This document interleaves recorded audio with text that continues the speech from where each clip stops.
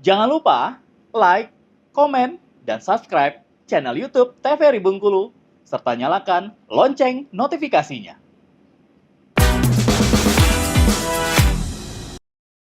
Balik lagi di Opini Obrolan Pas di sini. Nah, pemirsa masih bersama dengan Gen Z tapi nggak gendeng di sini. Nggak gendeng ya kamu ya?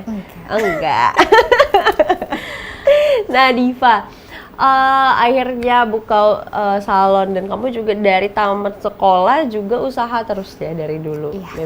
Memang selalu Memang hobi. cari bahkan sempat ke makanan kucing juga. Yes. Masih dong. Oh iya masih ya. Pet shopku. Tapi nggak kamu fokus lagi cuma gitu ya? kayak, karena kan itu usaha Sudah bareng mamaku, Udah ke mama. keluarga gitu. Nah, ini ada lagi dan ada lagi. Itu kenapa sih kecanduan ya ibaratnya ya? Addict banget sama usaha menjadi womanpreneur, kayaknya pengen banget jadi. Sebenarnya cita-citaku itu memang sebenarnya membuka lowongan pekerjaan untuk orang. Oke, Itu. cita-cita yang mulia. Cita-citaku tuh yang kayak aku tuh nerima orang, bukan aku yang mencari kerja. Itu sebenarnya cita-citaku ya. Jadi makanya cita-citaku tuh berpikirnya gimana caranya membuka lapangan pekerjaan, gimana caranya aku buka ini dan itu bermanfaat untuk orang lain. Itu yang paling utama gitu. Jadi cita-cita itu berangkat dari sana ya. Berawalnya dari sana. Makanya hobi.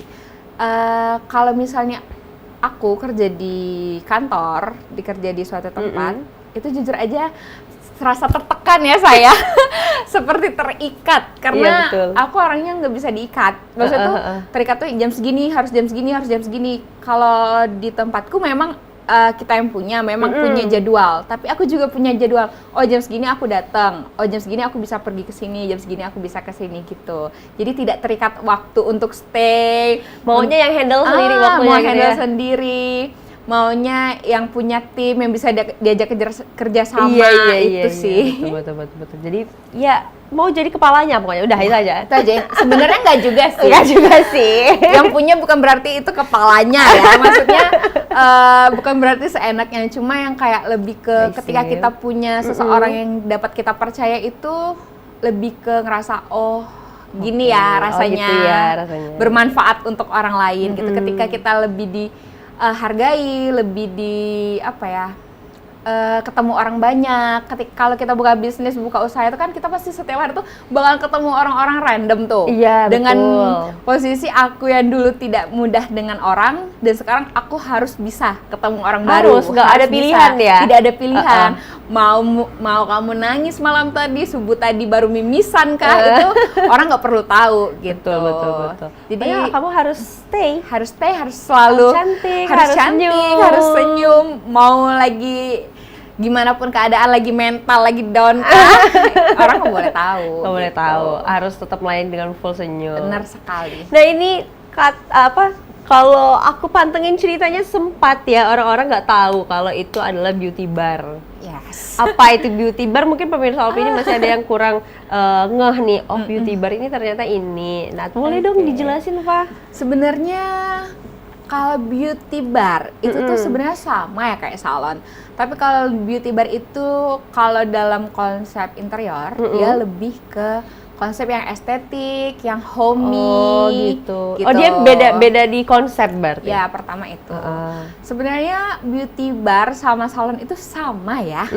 Cuma bedanya itu tadi konsep. Kalau salon itu kan orang dominannya dengan salon itu tempat foto rambut ini gitu kan. Jadi warna nuansanya pink gitu-gitu. Sedangkan beauty bar itu bisa di search ya. Beauty bar itu adalah suatu tempat kecantikan, perawatan tubuh yang lebih estetik, yang di dalamnya itu lebih homey, lebih adem. Maksudnya tuh tempatnya tuh lebih nuansanya coklat sebenarnya. Makanya gitu. aku buat Diva Beauty Bar itu dengan nuansa coklat dan emas. Dan gitu. emas seperti baju yang digunakan pada hari ini. Sempat ternyata ya orang salah paham dengan Sempet, itu. karena kan aku bukanya di daerah situ. Di situ belum di Pasar Melintang itu belum ada salon ya. Iya. Jadi orang-orang itu kirainnya itu adalah dokter gigi, praktek gigi. terus notaris. Tukang gigi dia, tukang gigi. Aku sampai kayak, karena aku beli makanan dekat situ. Oh, kerja di mana? Di salon, Bu. Aku bilang gitu. Oh, ada salon di sini? Dia bilang, iya di sebelah itu. Oh, aku pikir itu notaris. Jadi orang-orang itu mungkin ya belum banyak di Bengkulu itu beauty bar. Jadi orang-orang itu nggak tahu beauty bar itu apa sih beauty bar gitu. Kayaknya perlu dipasarkan lagi gitu ya. Sebenarnya harus dikasih karena tahu rata-rata orang itu pasti buatnya si Anu salon gitu, misal betul. Diva salon gitu-gitu. Nggak buatnya harus jelas gitu jelas, ya. atau studio Elas by Diva gitu. Orang pasti tahu ini Elas atau Diva nail art, ini nail art. Sedangkan kalau beauty bar, apaan di beauty bar tempat minum? Iya, pasti kan gitu. pemikiran Betul, orang. betul. Padahal enggak, beauty bar itu sama kayak salon, cuma nuansa dan interiornya yang berbeda. Lebih bikin homey, terus lebih nyaman lah lebih ya nyaman, gitu. lebih estetik gitu. Cocok lah untuk para Gen Z Iya, sangat tapi cocok. yang badannya udah mulai rentah. Ya. Gen Boleh Z mampir. yang jompo, boleh banget massage. Langsung aja mampir ya ke Diva. Nah, ini kalau membangun bonding nih antara kamu, ownernya, dan juga karyawannya, ini gimana sih? Ada triknya nggak sih dari Diva sendiri? Karena kan ya berangkat dari orang yang susah sekali untuk percaya ke orang gitu. Akhirnya ya punya usaha mau nggak mau, nggak ada pilihan, harus gitu loh. Itu gimana kamu membangunnya itu? Membangun kepercayaan ke orang itu sebenarnya sulit banget. Oke. Gitu. Tapi ya itu tadi harus dicoba. Iya, mau nggak mau ya. Ternyata hidup itu harus dicoba. Kalaupun mati pun coba, aku coba dulu sekarang gitu. Jadi yang paling utama itu aku membangun kepercayaan itu ke orang. Pertama melalui interview ya, interview terus mendalami sikap, karakter, terus cara dan attitude dia ke orang, ke aku, ke customer itu. Kalau menurutku dia bisa dipercaya, oke, aku percaya. Tapi kalau enggak, mungkin ada batasan. Pastikan kita kalau karyawan itu misalnya ada 10 nih, yang paling percaya 1, 2 gitu. Paling gitu.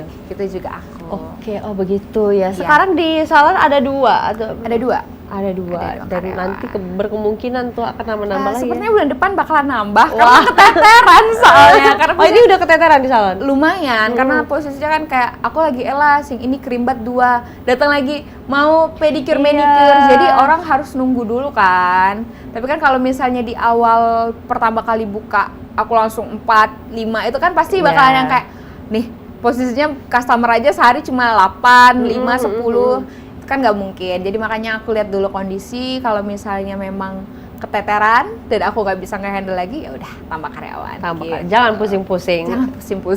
Pusing sebenarnya carinya sih, karena kan kebanyakan rata-rata yang itu susah karena mereka sudah kerja di salon-salon masing-masing kan. Jadi dapatnya itu pasti tamatan baru-baru tamat semua gitu. Oh gitu. Adik-adik. Bersama dengan Mbak Diva. Iya. Ini kalau kan pernah juga ya waktu itu ya ada yang ngelamar tapi nggak taunya dia masih kerja di salon lain. Benar. Banyak itu gimana kayak sih gitu. Pak? Aku memang keep itu belum akan aku tanyakan. Mau tanyakan di sini. Banyak sih sebenarnya rata-rata begitu. Tapi nggak tahu ya kenapa. Mungkin opsi ya. Mungkin dia berpikirnya kalau misalnya gitu kalau misalnya mungkin tidak nyaman atau gimana, atau mencari tempat yang lebih menurut dia lebih nyaman, jadi dia masih kerja di situ tapi ngelamarnya di tempatku. Sebenarnya itu jadi nggak aku terima karena posisinya itu bakalan jadi nggak enakan juga kan kita sama ownernya, kayak dia pasti bakalan keluarnya itu tiba-tiba. Karena ketika kita terima mau nggak mau besok dia udah datang training tuh. Nah gitu.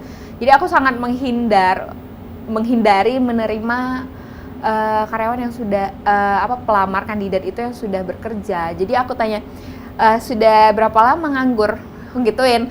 Kalau dia udah jawab 6 bulan, 5 bulan, oke, gitu, nggak apa-apa. Tapi kalau misalnya masih bekerja, tapi di sini kayak gini menceritakan itu, aku nggak terima.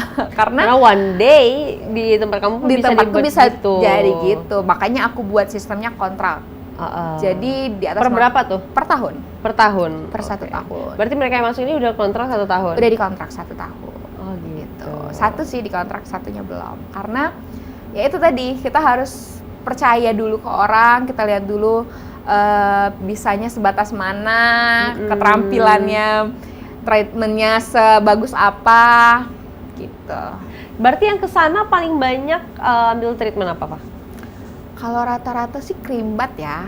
Oh, Creambath. Karena kan kalau creambath itu creambath mani-pedi sih sebenarnya. Paling banyak itu sama elas. Kalau massage sama lulur itu nggak terlalu sering, cuma yang paling banyak itu creambath, mani-pedi sama elas. Itu. Oh gitu. Karena kayaknya karena creambath itu sebentar tapi ngefek gitu ya? Ngefek banget gitu, karena kan posisinya dari kepala, pundak, tangan. Itu kan pasti kayak enak banget dipijat. Itu kan posisi-posisi yang capek gitu. Kalau massage kan dia harus menyiapkan space waktu yang cukup lama juga kan. Dan itu pun dari badan ke bawah gitu. Sedangkan kepala kita tuh puyeng belum gitu kan. Belum kayak nanggung ini apaan nih gitu. Makanya rata-rata kebanyakan orang itu creambath sih, sama mani-pedi. Karena mani-pedi itu kan sudah include dengan pijat dan scrub tangan dan kaki gitu. Oh gitu. Jadi sudah mani-pedi, sudah dibersihkan kutikula dan kukunya, itu di scrub dan dimasas kaki dan tangannya. Jadi rata-ratanya kebanyakan begitu. Tapi eyelash-nya sama nail art-nya gimana nih? Itu kan ke Diva sendiri ya? Kalau eyelash masih banyak ya, masih sering eyelash. Cuma nail art, karena kan aku baru ya, baru juga. Itu kursus lagi Diva? Ya, aku kursus lagi. Karena kan kita harus belajar 3D, Chrome, 4D, terus cat eye dan lain-lain. Karena kan di perkembangan zaman sekarang tuh ada aja cat eye love lah. Iya. 3D kayak gini lah. Ya mau digabungin mau digabung ini, mau chrome lah, mau yang ombre lah. Jadi kan aku berpikirnya kayak aku cuma bisa basic ini, cuma nempelin apa aksesoris, nggak bisa yang lain tuh. Ya udah, mau nggak mau aku harus kursus gitu.